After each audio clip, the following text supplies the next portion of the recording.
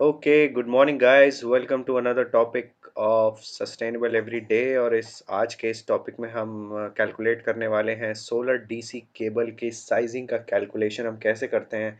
कैसे हम पता करेंगे कि हमारे सोलर पावर प्लांट में जो हमें मॉड्यूल से लेके डीसी कंबाइनर बॉक्स या स्ट्रिंग इन्वर्टर या सेंट्रल इन्वर्टर तक हमें डीसी की केबल साइज़ कितनी होनी चाहिए, और कैसा उसका शील्डिंग इफेक्ट होना चाहिए, मतलब किस क्वालिटी की हमें चाहिए as per the system capacity. और इन्वर्टर के बाद अगर हमें उसको स्ट्रिंग मॉनिटरिंग यूनिट के बाद और सेंट्रल इन्वर्टर तक ले जाना है सिंगल कोर में, तो कैसे उसका कैलकुलेशन करेंगे, क्या क्या उसमें डीरेटिंग फैक्टर होता है और किन किन पैरामीटर्स को कंसिडर करके इन केबल की साइजिंग की जाती है।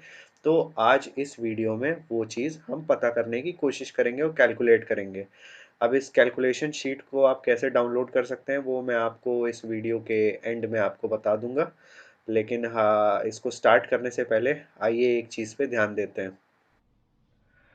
गाइस क्या कर रहे हो यार। ये भी वीडियो आप फ्री में देख रहे हो? मतलब यार, मैं इतनी मेहनत कर रहा हूँ, सुबह उठ के वीडियोस रिकॉर्ड कर रहा हूँ ताकि मैं आपके साथ शेयर कर पाऊँ। लेकिन आप इस वीडियो को ना लाइक कर रहे हो ना सब्सक्राइब कर रहे हो यार। मतलब और ऊपर से कमेंट पे और मेरे लिंक्डइन पे जाके मुझसे कह रहे हो कि यार फाइल शेयर कर दो।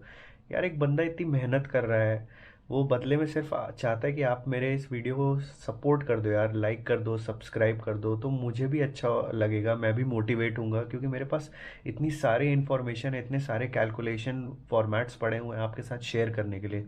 सिर्फ मैं यही चाहता हूँ कि आप इसको लाइक करो यार, सब्सक्राइब करो, मेरे काम को सपोर्ट करो, मुझको बताओ कमेंट्स में कि कितना अच्छा लग रहा है मुझे ये वीडियो, और मुझे क्या क्या चीज़ सीखने को मिला, और मैं आगे और क्या चीज़ जानना चाहता हूँ। मेरे इस वीडियो के कमेंट में आप जाके मुझे बताओ तो यार मुझे भी अच्छा लगेगा।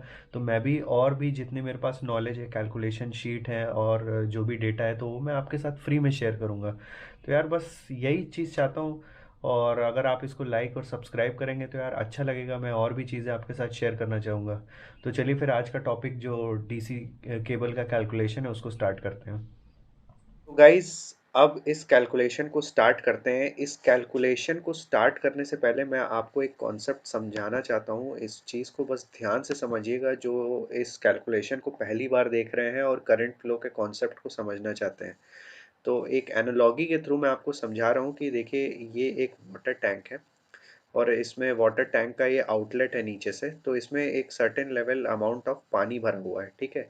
तो जैसे जैसे टैंक में आपका पानी का लेवल जितना हाई रहेगा, उसको आप मान लीजिए कि हम वोल्टेज क्रिएट करने की कोशिश कर रहे हैं, ठीक है। यहाँ वोल्टेज जीरो से लेके कुछ सर्टेन अमाउंट ऑफ वोल्टेज, हम जितना पानी भर दिया है टैंक में उतना वोल्टेज क्रिएट हो गया है, ठीक है। अब इस दो तरीके के यहाँ पे टैंक हैं। एक तरफ आप देख रहे हो आउटलेट काफ़ी चौड़ा है, एक तरफ आउटलेट काफ़ी, जो स्ट्रीमलाइन पानी निकलने का रास्ता है वो काफ़ी छोटा है।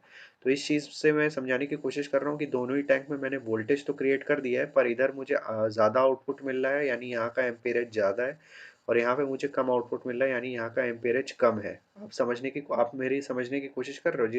ये टैंक और पानी के फ्लो से मैं आपको कंडक्टर और करंट फ्लो के बारे में समझाने की कोशिश कर रहा हूँ। तो जहाँ से आप रेजिस्टेंस के बारे में फिर आप क्या समझ पाएंगे कि रोड हमारी जितनी चौड़ी होती है, पाइप हमारा जितना चौड़ा होता है, तो उसमें से जो आपका फ्लो होता है उतना ईजिली हो जाता है। यही चीज़ कंडक्टर में भी होती है। कंडक्टर जितना क्रॉस सेक्शन एरिया ज़्यादा बड़ा होगा, तो उसमें से चार्जेस और करंट भी ईजिली फ्लो होंगे। और अगर आपके चार्जेस और जो करंट की वैल्यू ज़्यादा होगी और कंडक्टर का साइज़ छोटा होगा, तो वहाँ पे रेजिस्टेंस होगा। आप समझ रहे हो, यहाँ पे देखिए रेजिस्टेंस हो रहा है। तो रेजिस्टेंस की वजह से क्या होगा, आपके अगर करंट फ्लो कैपेसिटी ज़्यादा होगी, करंट कैरिंग कैपेसिटी ज़्यादा होगी, लेकिन आपके कंडक्टर का साइज़ छोटा होगा, जहाँ पे देखिए पाइप का साइज़ छोटा हो गया, तो वहाँ पे रेजिस्टेंस पैदा होगा। रेजिस्टेंस पैदा होने की वजह से क्या होगा, यहाँ पे प्रेशर बनेगा। और इलेक्ट्रिकल में क्या होगा कि जब यहाँ पे ऐसे प्रेशर पॉइंट कोई बनता है, तो वहाँ पे ओवर हीटिंग स्टार्ट हो जाती है, फिर मेल्टिंग होगा, डीरेटिंग होगा, ठीक है। तो यहाँ से हमें एक अंडरस्टैंडिंग ये मिल रही है कि अगर हमको stream line flow of current चाहिए विदाउट एनी रेजिस्टेंस, तो हमारे कंडक्टर का साइज भी उसके अकॉर्डिंग बड़ा होना चाहिए, ठीक है। कंडक्टर का साइज जितना बड़ा होगा, तो उसमें से हम मैक्सिमम से मैक्सिमम करंट सेफ लिमिट में फ्लो करा पाएंगे। अब इतनी चीज़ समझने के बाद आइए अब हम अपने कैलकुलेशन शीट पे आ जाते हैं। तो इस कैलकुलेशन शीट में हम कैलकुलेट करने वाले हैं सोलर डीसी केबल की कैलकुलेशन। अब आप मॉड्यूल टू लेके डीसी कंबाइनर बॉक्स या स्ट्रिंग इन्वर्टर तक मोस्टली अगर आप देखते हो 4 स्क्वायर या 6 स्क्वायर की डीसी केबल्स रहती है। अब उनको हम सिलेक्ट कैसे करते हैं, तो अगर आप स्टार्ट करने जा रहे हैं डीसी केबल की साइजिंग, तो सबसे पहले समझिए कि जब हम डीसी केबल परचेज करते हैं तो वो क्या-क्या पैरामीटर्स रहते हैं जो एक डीसी केबल कंपनी हमें प्रोवाइड करती है in terms of technical specification. तो यहाँ पे मैंने पॉलीकैब की वायर्स और केबल का डीसी टेक्निकल स्पेक्स डाउनलोड कर लिया है। तो इसको मैं थोड़ा-सा ज़ूम करके दिखाता हूँ कि जब आप डीसी केबल परचेज़ करते हैं तो टेक्निकल स्पेक्स में आपको क्या-क्या देखने को मिलता है। तो देखिए अब फोटोवोल्टिक केबल्स है सोलर के लिए जो पॉलीकैब मैन्युफैक्चर करता है। तो यहाँ पे देखिए आपको क्या मिलता है कि solar DC cable from PV module to array junction box, ठीक है। तो यहाँ पे उन्होंने क्या दिया है कि केबल की क्रॉस सेक्शन एरिया दे दिया है कि आपको 1.5 स्क्वायर का चाहिए, 4 का चाहिए, 6 का चाहिए। उस केबल का डायमीटर कितना होता है, उसका इंसुलेशन लेवल कितना होता है, ठीक है। उसकी थिकनेस, नॉमिनल थिकनेस कितनी होती है, ओवरऑल डायमीटर कितना होता है, तो ये सब डेटा इनकी टेक्निकल शीट में दिया रहता है, ठीक है, केबल साइज के अकॉर्डिंग। अब देखिए यहाँ पे क्या दिया है, करंट इसके हर केबल साइज का जितने भी स्क्वायर की केबल है उसमें उसकी करंट कैरिंग कैपेसिटी क्या है, ठीक है। ये करंट कैरिंग कैपेसिटी, इस कॉन्सेप्ट को आप ध्यान में रखिएगा कि मतलब उस कंडक्टर का जो भी उसका क्रॉस सेक्शन एरिया है उसकी करंट कैरिंग कैपेसिटी कितनी, उसमें से कितना करंट फ्लो हो सकता है। तो यहाँ पे हम देखेंगे कि 4 स्क्वायर और 6 स्क्वायर जो जनरली हम यूज़ करते हैं उसका करंट कैरिंग कैपेसिटी जो होता है एक सर्टेन डिग्री टेम्परेचर पे अलग अलग होता है, मतलब एयर में अलग होगा कितना करंट जा सकता है और सरफेस पे अलग होगा, ठीक है। टू एडजेसेंट केबल मतलब दो अलग अलग केबल को हम साथ में एडजेसेंट ले करेंगे तो कुछ अलग होगा, मतलब हर चीज़ का अपना एक इफेक्ट होता है। प्लस उसमें रेजिस्टेंस दिया हुआ है कि एक सर्टेन टेम्परेचर पे एक रेजिस्टेंस होता है केबल का, आप देख रहे हो 20 डिग्री सेंटीग्रेड पे अगर हम 4 स्क्वायर की केबल लेंगे तो उसमें रेजिस्टेंस जो हमारा पर किलोमीटर रेजिस्टेंस आएगा वो 5.09 ओम पर किलोमीटर आएगा, ठीक है। तो जैसे जैसे हमारा टेम्परेचर बढ़ेगा तो वैसे वैसे रेजिस्टेंस की वैल्यू भी बढ़ेगी और हर चीज़ पे इसका इफेक्ट पड़ता चलेगा, ठीक है। तो हर चीज़ को रिलेटेड है और क्या क्या दिया हुआ है इसमें, और इसी के तरीके से हम यहाँ पे देख लेंगे। तो करंट कैरिंग कैपेसिटी और भी अलग अलग केबल्स के लिए दे रखी है और अलग अलग कॉन्सेप्ट के हिसाब से कि केबल आप किस क्वालिटी की केबल लेते हो तो उसकी करंट कैरिंग कैपेसिटी क्या रहेगी और क्या क्या इसमें दिया हुआ है। इसमें केबल की इलेक्ट्रिकल कैरेक्टरिस्टिक दी हुई है कि रेटेड वोल्टेज जो है केबल का 0.6 to 1 kVA AC है। डीसी वोल्टेज जो आप कितना इसमें से ट्रांसफ़र कर सकते हो तो 1.5 kV ट्रांसफ़र कर सकते हो। मैक्सिमम परमिटेड डीसी वोल्टेज 1.8 तक आप इस कंडक्टर में ट्रांसमिट कर सकते हो। अगर सेम इस डीसी केबल को आप एसी के लिए यूज़ करना चाहते हो तो 0.7 से 1.2 केवी तक ट्रांसफ़र कर सकते हो। जो वर्किंग वोल्टेज डीसी के लिए वो 1000 वोल्ट है। इंसुलेशन रेजिस्टेंस इसका 1000 मेगा ओम पर किलोमीटर है, ठीक है। स्पार्क वोल्टेज और फलाना फलाना बहुत सारी चीज़ें पैरामीटर्स दी हुई है जो आप इसमें से देख के जज कर सकते हो। देखिए कंडक्टर की कैरेक्टरिस्टिक दी हुई है कि केबल के अंदर ऐसा कंडक्टर पड़ा हुआ है, ठीक है। इंसुलेशन किस चीज़ का है, शीट किस चीज़ की बनी हुई है, कौन सी आईईसी स्टैंडर्ड के अकॉर्डिंग है, सब कुछ इसमें दे रखा है।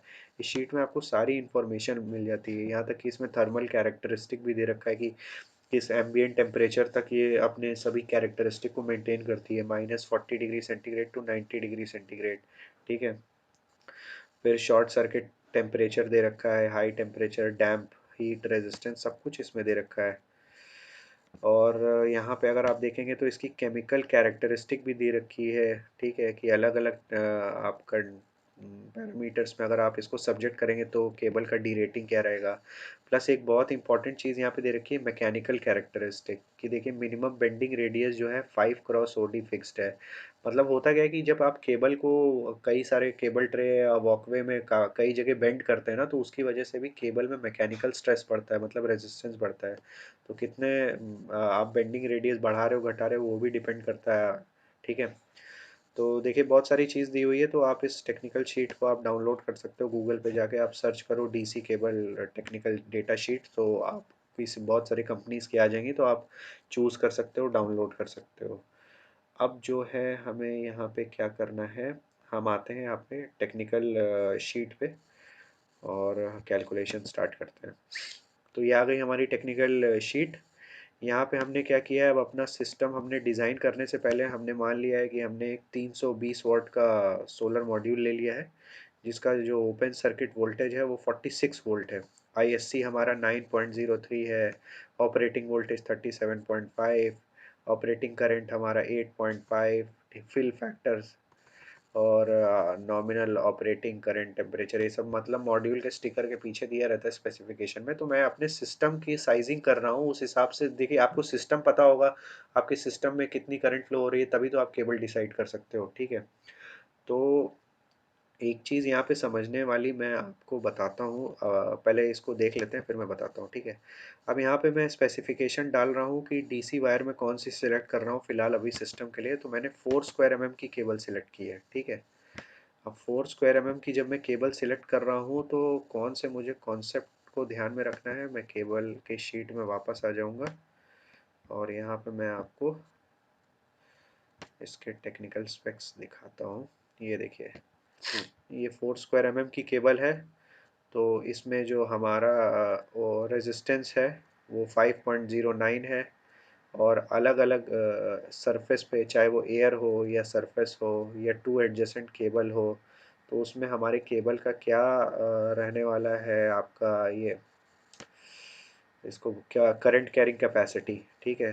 तो ये चीज़ हमें जानना है कि हमारे केबल में सर्टेन, अगर 4 स्क्वायर की केबल है तो उसकी करंट कैरिंग कैपेसिटी क्या होगी अगर उसको मैं ज़मीन के अंदर दबा दूँ या एयर में छोड़ दूँ। एयर बोले तो खुली हवा में, ऐसा नहीं कि हवा में लटक रहे, उसको ऐसा सरफेस पे लेटा दूँ तो क्या उस पे उसके करंट कैरिंग कैपेसिटी पे क्या फ़र्क आएगा।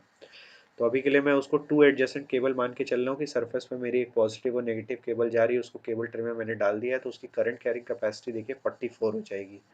4 स्क्वायर है और current carrying capacity cable tray में 44 है। तो यही चीज़ मैंने शीट में डाल दी है कि मेरी 4 स्क्वायर की केबल है। रेटेड वोल्टेज जो शीट में मैंने आपको दिखाया था लास्ट में दिया हुआ था 0.621, वो डीसी रेटेड वोल्टेज इसका क्या 4 स्क्वायर का 1.5 केवी था, 1000 वोल्ट सिस्टम पे चल सकती है।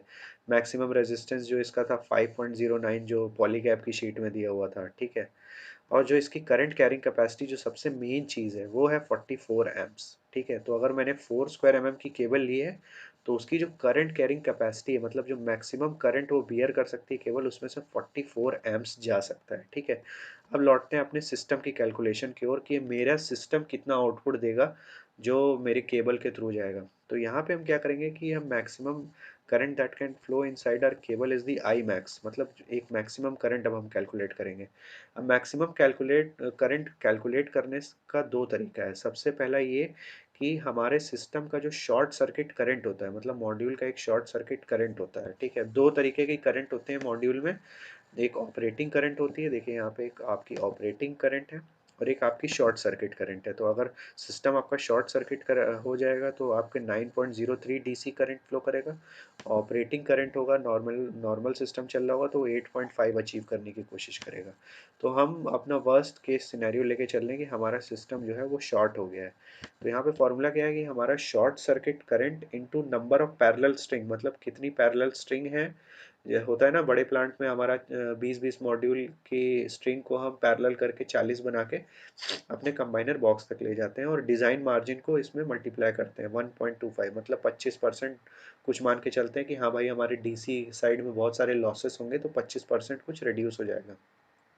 तो 1.25 वही मार्जिन है जिसको हम इसमें मल्टीप्लाई करेंगे। तो अभी मैंने पैरेलल स्ट्रिंग 1 मान लिया है, मतलब पॉजिटिव और नेगेटिव केबल है। तो यहाँ पे देखिए जैसे ही मैंने यहाँ पे 1 डाला तो हमारा जो है शॉर्ट सर्किट करंट में मल्टीप्लाई होके वैल्यू आ गई 11.28 एम्प्स। अगर यहीं पे मैं इसको 2 पैरेलल स्ट्रिंग करूँगा तो देखिए हमारी वैल्यू 22 हो गई, ठीक है। अभी के लिए मैं इसको 1 कर देता हूँ। तो देखिए हमारी वैल्यू चेंज हो जाएगी क्योंकि शीट में ऑलरेडी फार्मूला लगा हुआ है जो आप डाउनलोड करके चेक कर सकते हैं। अब हम आते हैं अपने एप्लीकेबल डी रेटिंग फैक्टर पे कि मतलब हमें तो पता चल गया कि हमारे जो सिस्टम में से मैक्सिमम करंट फ्लो करेगा वो है 11.2875। अब इसके अलावा ये करंट जब फ्लो करेगा तो क्या क्या पैरामीटर्स हैं जो इस करंट की वैल्यू को कम करने की कोशिश करेंगे, उसको बोलते हैं गाइस डी रेटिंग फैक्टर।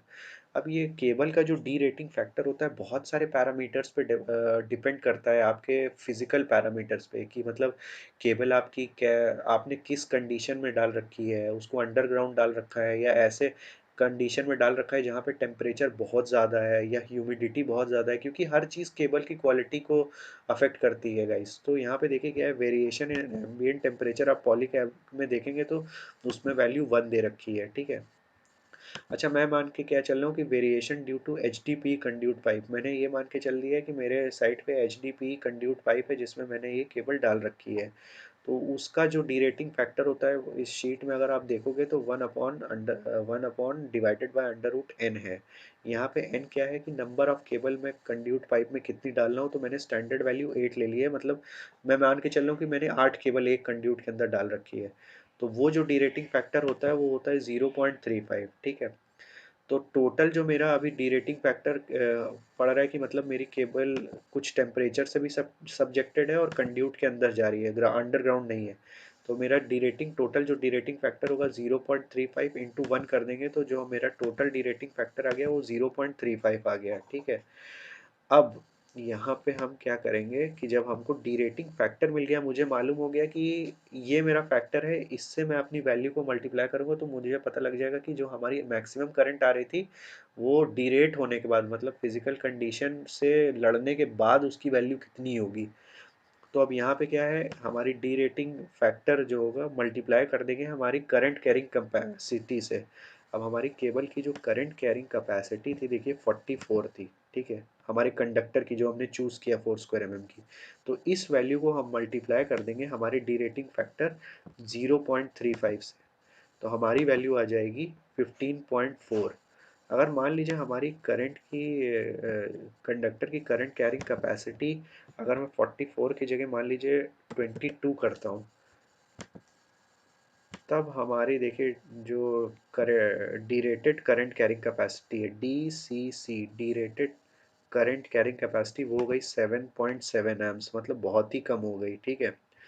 और हमने जो अपना आई मैक्स कैलकुलेट किया था, ठीक है, कि हमारे सिस्टम में से डिज़ाइन मार्जिन मल्टीप्लाई करने के बाद भी जो मैक्सिमम करंट फ्लो करेगी वो कितनी हो सकती है, वो थी 11.28। आपको याद कर रहा, मैं फिर से याद दिला रहा हूँ कि हमने आई मैक्स यहाँ पे कैलकुलेट किया था कि हमारे सिस्टम में कितनी मैक्सिमम करंट फ्लो हो सकती है शॉर्ट सर्किट होने के बाद। तो डिज़ाइन मार्जिन मल्टीप्लाई करने के बाद 11.28 था। अब जब मैंने मान लिया कि हमारे मेरे सिस्टम जो मैंने 4² mm की केबल लिया उसमें जो करंट कैरिंग कैपेसिटी थी अगर वो 22 है, तो उसमें डीरेटिंग फैक्टर मल्टीप्लाई करने के बाद जो हमारी वैल्यू आ रही है वो 7.7 आ रही है, लेकिन हमारे आई मैक्स तो 11.28 है। मतलब यहाँ पे अब एक चीज़ समझने वाली ये है गाइस कि अगर आपका जो डीरेटिंग फैक्टर होता है, ठीक है, मैंने आपको बताया कि जो आपका D rating current carrying capacity होती है और एक आपका सिस्टम का आई मैक्स वैल्यू होती है, ठीक है। यहाँ पे गाइज आप देखिए समझने वाली चीज़ ये है कि एक होता है आपका D rating current carrying capacity और एक होता है आपका सिस्टम का मैक्स करंट वैल्यू, ठीक है। तो आपको ये चीज़ ध्यान रखनी कि जो आपके सिस्टम की डीरेटेड करंट कैरिंग कैपेसिटी होनी चाहिए, मतलब फिजिकल कंडीशन से डैम्प होने के बाद भी जो आपके कंडक्टर की करंट कैपेसिटी होनी चाहिए वो आपके सिस्टम के आई मैक्स से हमेशा ज़्यादा होना चाहिए। अगर ये ज़्यादा रहेगा तो आपका सिस्टम स्टेबल है, ठीक है। अगर ये वैल्यू अगर आपकी कम हो जाएगी, आप समझ रहे हो, अगर आपका सिस्टम का करंट जो मैक्सिमम करंट है वो ज़्यादा रहेगा एज़ कम्पेयर टू आपके सिस्टम की डीसीसी वैल्यू से, तो आपका जो सिस्टम है यहाँ पे फेल कर जाएगा। मतलब आप समझो आपके सिस्टम में ज़्यादा करंट फ्लो होने की कोशिश करेगा as compare to the capacity of the conductor, तो आपका कंडक्टर ओवर हीट होगा, मेल्ट होगा और उसमें आग भी लग सकती है। तो आपको इंश्योर करना है कि आपकी जो डीसीसी की वैल्यू है वो हमेशा बड़ी होनी चाहिए as compare to I max. I max की वैल्यू हमेशा डीसीसी से छोटी होनी चाहिए, ठीक है। अब वापस अपनी शीट पे हम आते हैं तो यहाँ पे हम देखेंगे कि हमारी जो डीसीसी की वैल्यू आ रही है वो 7.7 एम्प आ रही है और आई मैक्स की वैल्यू आ रही है 11.28, मतलब हमारा सिस्टम यहाँ पे फेल हो रहा है, ठीक है। गाइस यहाँ पे हमको ध्यान देना है कि we should always keep in mind that the value of the derated current carrying capacity should always be greater than the value of the I max. That is wire तभी सूटेबल होगी उस चीज़ के लिए। तो हमारे हमने जो पॉलीकैब की शीट में देखा था कि हमारी जो 4 स्क्वायर एमएम की केबल होती है उसकी जो केबल ट्रे में कंड्यूट में अगर हम डालते हैं तो उसकी कैपेसिटी करंट कैरिंग कैपेसिटी होती है 44। तो शीट में आके इस डेटा को अगर हम सही कर देते हैं, हमारी करंट कैरिंग कैपेसिटी को 44 कर देते हैं, तब देखिए हमारी जो वैल्यूज़ है वो चेंज हो जाएगी। अब देखिए, अब यहाँ पे हमारी derated current carrying capacity of the conductor हो गई 15.4 एम्प्स, और जो हमारे सिस्टम की मैक्स वैल्यू है जो करंट फ्लो हो सकता है वो 11 एम्प्स। मतलब इसमें अब 4 एम्प का 3 एम्प का फर्क आ गया। तो मतलब हमारे सिस्टम में 15 एम्पियर जा सकता है, और जो हमारे सिस्टम की मैक्सिमम करंट जाएंगी फॉल्ट में वो 11.28 है। तो मतलब हमारा सिस्टम अभी यहाँ पे सेफ हो गया। ठीक है, इस तरीके से हमने सिलेक्ट कर लिया कि हाँ भाई हमारी केबल जो है 4 स्क्वायर एमएम की चल जाएगी यहाँ पे। अब अब यहाँ पे एक चीज़ और भी हम जज करके देख लेते हैं कि अगर हमारा सिस्टम जो है, अब क्या होगा, 20 मॉड्यूल को मैंने सीरीज़ में माना था, अब मैं मान के चलता हूँ कि 20 मॉड्यूल सीरीज़ में है, दो अलग अलग, और जैसे बड़े मेगावाट स्केल प्लांट में होता है 20-20 मॉड्यूल की सीरीज़ को हम पैरेलल कर देते हैं, 40 मॉड्यूल्स का बना देते हैं। तो अब यहाँ पे मैं क्या करूँगा कि नंबर ऑफ पैरेलल स्ट्रिंग को 2 कर दूंगा। ठीक है, 2 कर दूंगा तो जो हमारे सिस्टम की आई मैक्स वैल्यू हो गई 22 हो गई। ठीक है, अब देखेंगे हमारी वैल्यू यहाँ पे, जो हमारा आई मैक्स है वो 22 है। ठीक है, लेकिन जो हमारी करंट कैरिंग कंडक्टर है वो 15.4 है, मतलब यहाँ पे भी सिस्टम फेल हो रहा है। अब हम यहाँ पे क्या करेंगे, अब हम 4 स्क्वायर एमएम की जगह 6 स्क्वायर एमएम की केबल ले लेंगे। इसको हम 6 कर देंगे, और 6 स्क्वायर एमएम की करंट कैरिंग कैपेसिटी कितनी होती है, 6 स्क्वायर एमएम की करंट कैरिंग कैपेसिटी यहाँ पे अगर आप देखेंगे तो इट इज़ 57। ठीक है, तो इसको शीट में हम आके चेंज कर देंगे, 57 कर देंगे। जैसे ही हमने इसको 57 किया तो हमारी करंट कैरिंग कैपेसिटी देखिए यहाँ पे अभी भी फेल हो रही है। जो हमारा डीसीसी करंट कैरिंग कैपेसिटी है वो 19.95 आ रही है, लेकिन जो हमारा आई मैक्स है वो 22 है। तो हम और देखते हैं और केबल किस साइज़ का है। 6 के बाद हमारा 10 स्क्वायर एमएम की केबल है, इसकी करंट कैरिंग कैपेसिटी 79 है। तो इस चीज़ को हम यहाँ पे मल्टीप्लाई कर देते हैं, 10 स्क्वायर एमएम 79। देखिए अब यहाँ पे हमने जैसे ही 10 स्क्वायर एमएम की केबल ले ली और 79 उसका करंट कैरिंग कैपेसिटी ले लिया, तो हमारा जो डीरेटेड करंट कैरिंग कैपेसिटी आ गया वो आ गया 27.6, और जो हमारे सिस्टम में मैक्सिमम करंट जा सकता है वो है 22। तो फिर यहाँ पे हमारी केबल जो है सक्सेसफुल हो गई कि हाँ भाई हमारे इस सिस्टम के लिए जहाँ पे 20-20 मॉड्यूल जो है पैरेलल हो रहे हैं, तो उस आउटपुट के लिए हमें कौन से कंडक्टर जो है सेफ लिमिट में होगा। अब हम पावर लॉस को कैलकुलेट करते हैं। ठीक है, कि अब अगर हमारा जो केबल होगा तो उसमें इस केबल साइज़ में पावर लॉस क्या होगा। मैं थोड़े वैल्यूज़ को छोटा कर लेता हूँ ताकि हमारी अंडरस्टैंडिंग और इजी हो जाए। यहाँ पे मैं 4 कर लेता हूँ, conductor size current carrying capacity उसकी 44 थी। ठीक है, तो वापस से हमारी वही वैल्यू आ गई। पैरेलल नंबर ऑफ स्ट्रिंग को मैं 1 कर लेता हूँ, सिस्टम को छोटा बना देता हूँ ताकि हमारी कैलकुलेशन आसान हो जाए। तो देखिए 4 स्क्वायर एमएम के लिए हमारी फिर से वही डीसीसी 15 हो गई और आई मैक्स जो है 11। अभी भी सिस्टम स्टेबल चल रहा है। अब हम पावर लॉस कैलकुलेट करेंगे। तो पावर लॉस का फॉर्मूला यहाँ पे दे रखा है, power loss percentage is to operating current का square into R into L into 100 divided by the total power of the system. तो टोटल हमारा सिस्टम क्या है, 20 मॉड्यूल है। ठीक है, 20 मॉड्यूल की एक एक स्ट्रिंग है। एक मॉड्यूल का जो वोल्टेज जो स्टार्टिंग में मैंने लिया था 320 वाट का एक मॉड्यूल है। ठीक है, तो अब इसमें क्या है कि एक स्ट्रिंग में जो आपका ऑपरेटिंग करंट है वो 8.5 एम्प का है। तो आप P is equal to V I करेंगे तो टोटल पावर आपका ये wattage multiplied by the current 64000 watt power आ गया आपका सिस्टम का। अब ये मान के चल रहा हूँ कि वायर की मैं लेंथ कितनी ले रहा हूँ। तो मैंने 120 मीटर मान लिया है कि मैंने वायर की लेंथ ली है। तो पावर लॉस के फॉर्मूला के अकॉर्डिंग अगर ये सब चीज़ इसमें आप इसमें डालोगे, operating current into the resistance length of the wire divided by the total power, तो आपको पावर लॉस का परसेंटेज मिल जाएगा। मतलब जो हमारा 4 स्क्वायर एमएम की केबल है इस सर्टेन वैल्यू के लिए, आई मैक्स के लिए, तो आपका जो पावर लॉस परसेंटेज होगा वो 0.68% होगा। तो आप बता सकते हो कि भाई मैंने सिस्टम डिज़ाइन किया है, तो इस डिज़ाइन सिस्टम में जो पावर लॉस का परसेंटेज होगा वो 0.68 होगा, क्योंकि डीसी में यार बहुत सारे लॉसेस होते हैं।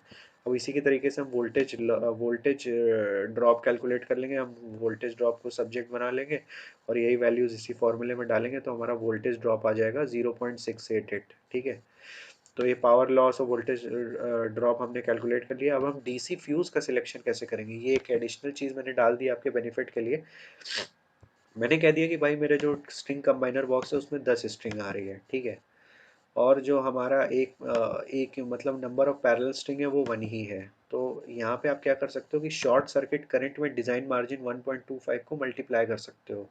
तो जैसे ही शॉर्ट सर्किट में आप डिज़ाइन मार्जिन 1.25, शॉर्ट सर्किट कौन सा, मॉड्यूल का शॉर्ट सर्किट भाई, जो स्टार्टिंग में मैंने आपको बताया था, शॉर्ट सर्किट मॉड्यूल का क्या है 9.03। ठीक है, इसमें जो है आप डिज़ाइन मार्जिन मल्टीप्लाई करोगे तो देखिए आपकी वैल्यू आ गई है, वैल्यू आपकी आ गई है 13.26। तो आपको पता चल गया कि भाई हमारे जो है सिस्टम की जो करंट फ्लो है वो है 13.26। तो हमको इससे ज़्यादा का ही फ्यूज़ चाहिए। आप ये मान के चलो 15 डाल लो, ठीक है। स्टैंड मार्केट में यार फ्यूज़ेस की वैल्यू स्टैंडर्ड होती है, 2 ampere, 8 ampere, 10 ampere, 12 ampere, 15 ampere, ऐसे करके डीसी फ्यूजेस मिलते हैं। तो आप ऐसा नहीं कि 13.26 मेरी वैल्यू आई तो भाई मार्केट में मैं निकल लिया 13.26 का फ्यूज़ दे दो, ऐसा नहीं होता। स्टैंडर्ड वैल्यू मिलता है, एक सेट वैल्यू, ठीक है। अब जो है, अब हम पावर केबल का सिलेक्शन करते हैं, जस्ट इन केस हमारे साइड पे सेंट्रल इन्वर्टर है।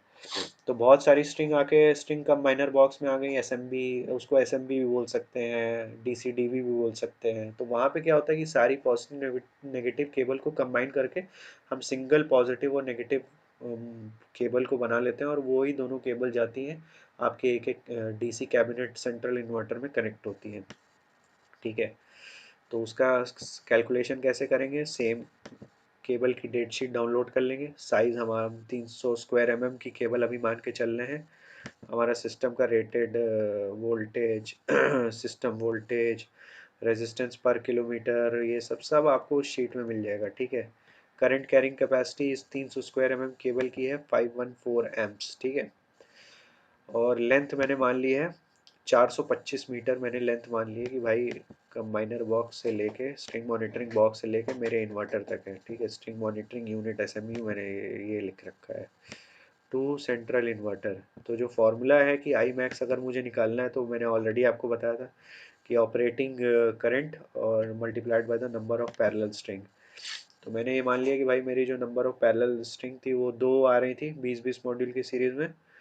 तो यहाँ पे आप देखोगे ऑपरेटिंग करंट, ये नंबर ऑफ इनपुट जो स्ट्रिंग मॉनिटरिंग यूनिट में आए हैं 15 स्ट्रिंग मैंने मान लिए, और एक एक स्ट्रिंग में जो पैरेलल स्ट्रिंग है वो 2 है।